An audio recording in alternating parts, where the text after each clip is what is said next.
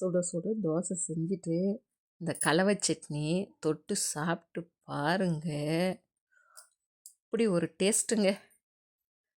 இது நம்ம வெளியில் எங்கன்னா போகிறதா இருந்தால் கூட அரைச்சி எடுத்துன்னு போனால் மறுநாளைக்கு வரையும் தாங்குங்க.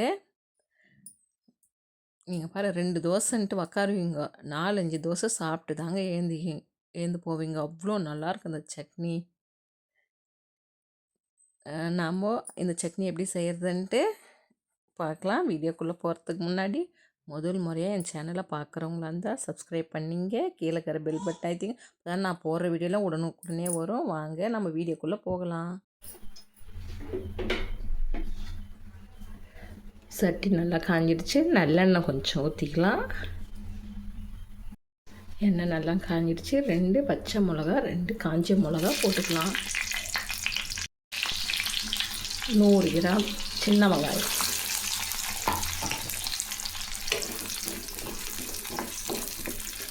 வெங்காயம் நல்லா கண்ணாடி பதத்துக்கு வரட்டும்.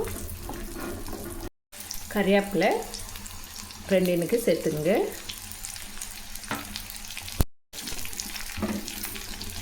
தக்காளி பெரிய சைஸு தக்காளி 1 கட் பண்ணி வச்சுருக்கேன், அப்படியே சேர்த்துக்கலாங்க.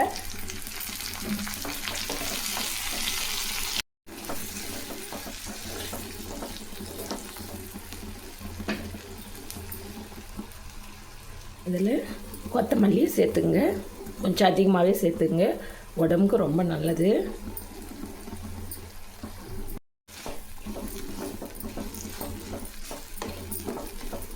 இது கூடவே புதினா, கொஞ்சம் புதினா நிறைய போடாதீங்க.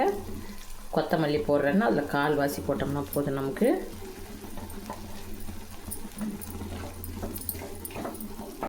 இதில் பூண்டு பல் ஒரு 6-7 உரிச்சு வச்சுன்னு லாஸ்ட்டாக போடுங்க. அப்போ தான் டேஸ்ட்டாக இருக்கும். முதல்ல வெங்காயம்லாம் போட்டதுமே போடாதீங்க. இது கொஞ்ச நேரம் கம்மி தீயில் வதக்குங்க. இப்போ தேங்காய் ஒரு 2 டீஸ்பூன் இருந்தால் போதுங்க. இதெல்லாம் போட்டுக்கலாம்.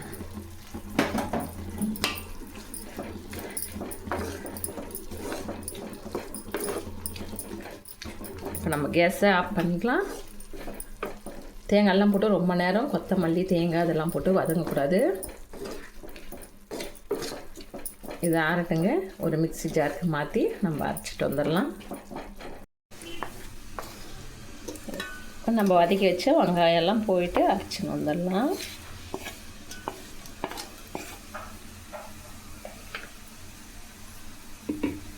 இதில் 2 டீஸ்பூன் கடலை போட்டுங்க. உங்களுக்கு விருப்பப்பட்டால் ஒரு சின்ன நெல்லிக்காய் சைஸு புளி போட்டுங்க. அப்படியே நம்ம புளி போடாத அரைச்சோம்னா இன்றைக்கி வெளியே தான் நம்ம இதை யூஸ் பண்ண முடியும். புளி போட்டு கொஞ்சம் அரைச்சிங்கன்னா அதை நாளைக்கும் வச்சு நம்ம யூஸ் பண்ணிக்கலாம். உப்பு போட மறந்துட்டேங்க, உப்பு போட்டுக்கலாம்.